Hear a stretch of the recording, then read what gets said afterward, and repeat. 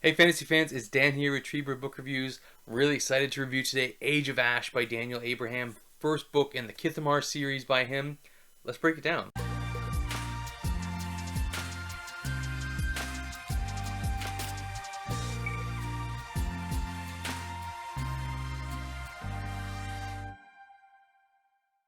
Age of Ash. So this was an arc I got from NetGalley. I have posted my review on spoiler-free review on NetGalley and on Goodreads, so you can check that out too. But this is going to be my main review of the book. So if you're interested in buying the book, I'm going to put a link down below. So if you want to pre-order it on Amazon, it's Daniel Abraham's first book in this Kithamar series he started. He's a well-known author. He's one of the parts of the James S. A. Corey duo for The Expanse. He's also written, the Long Price Quartet. So very, very famous, very prolific author. It's just this new book. It's coming out. So if you're excited to read it, I hope this review helps you either make the decision to pull the trigger or not.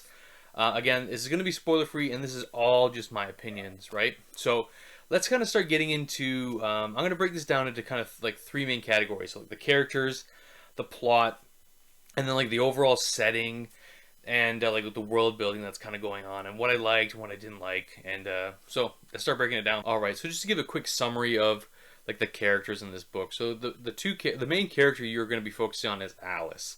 So Alice has had a major loss in her life at the beginning of the book, and she's really struggling with that loss and dealing with the grief of that loss. And this book is a real deep dive into grief and how you process grief. And the character Alice is, on show for the whole book, and you're seeing her process this grief, how she changes, and how, this longing that she has for this person that she lost, and how, it impacts her life, for this whole year, because this whole book is set in a year, and Alice is dealing with that grief. So you have this, it's a tale of grief, and then there's another character who's a small POV character, where she's kind of dealing with like some unrequited love, and some, just trying to find her place and making sure she's recognized. And it's a really, like, the characters were interesting, but I actually found they were genuinely unlikable. That's, I'm kind of like laying it out here a bit. Like, I really didn't like any of the POV characters. Wasn't interested in any of them. Like Alice is a main character, I just found she just was just unlikable. She just, even though she's dealing with grief, and that is hard for anyone to deal with, and is also hard to read. But this is the decisions she makes, and like the way she speaks and the way she talks, and just her actions just made her genuinely unlikable. And I just didn't relate to this character, and I didn't really want to be in this character's head. Didn't want to learn any more about her. Didn't care about her. So she was just like, when you're kind of dealing with grief too, like this character became a very selfish person, and which isn't a bad thing. You're looking after yourself. You're trying to heal yourself, but it was just, it was just too much for me, I felt. And it's not that the writing's bad. The writing is really good for this character. Like, the prose is good. The dialogue was okay, but Daniel Abraham's writing is good in this book. It's just these characters were just genuinely unlikable, and for me as a character reader, it's hard for me to get past that point where I'm like, do I want to keep reading? And I almost DNF'd this book just because of the characters, because I didn't like them. I didn't enjoy their POVs, and I think by the time we got to enjoy them, the book was over, and then I didn't care. I really stopped caring about these characters. They could have died, and it would have been fine because they would have been over. So I wouldn't have to read their POVs again. But yeah, so that was really, guys. It was, the character work was good, but just not good for me, and I didn't enjoy it. And if you're a character reader and you like some of the things I typically like, I wouldn't strongly recommend it. So that's really what I think. So that was the characters. Let's kind of get on to the plot and the world. The plot, it's a very simple kind of plot where everything's centered on Kithamar, this city. And your main character is like Alice. She's part of like, she lives in the worst part of town, like the slums, the kind of the armpit of the city. So she's from Long Hill, and she's part of like a thieving crew. We've seen this kind of archetype been done before, where she's bottom of the heap and she's trying to work her way up. And so what's happened in this plot is one of the crown princes has died, and there's a succession going on.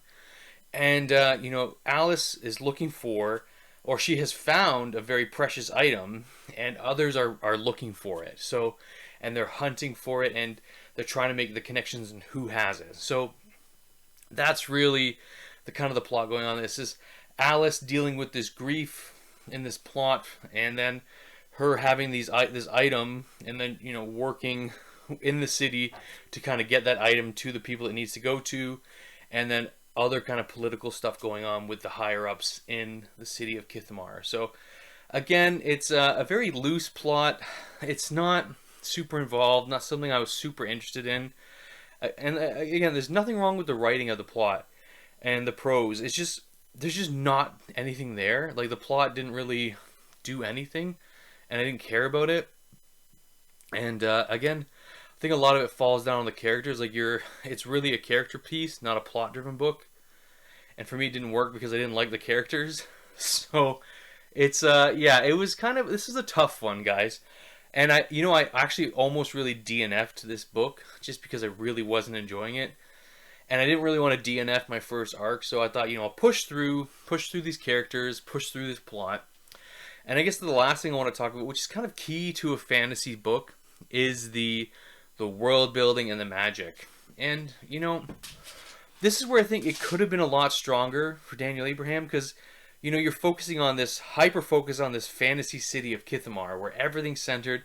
It's the hub of this world, but you don't learn about anything outside of Kithamar. You're just learning about the city, and you only really learn about two sections, like Long Hill, where the poor people live, and then Green Hill, where the rich people live.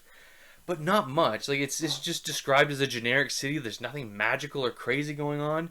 It's kind of hard to place what the type of city is. It's not is it a desert city, or is it like a medieval European type of city? It's never really described. I kind of pictured it as almost like a desert, oasis type of city. I could be wrong. That was just me picturing in my mind. But I don't think Daniel Abraham did a good enough job painting a picture of this city. And then that also kind of comes down to the magic. There is a magic system here, but it doesn't really ever get explained. Nothing and it's kind of interesting, but you don't know enough to the mechanics of it or the purpose of it and how it's really used and who can use it and who can't. So again, it has also kind of a fail from me on the magic system. So again, this really just didn't tick any box for me, guys.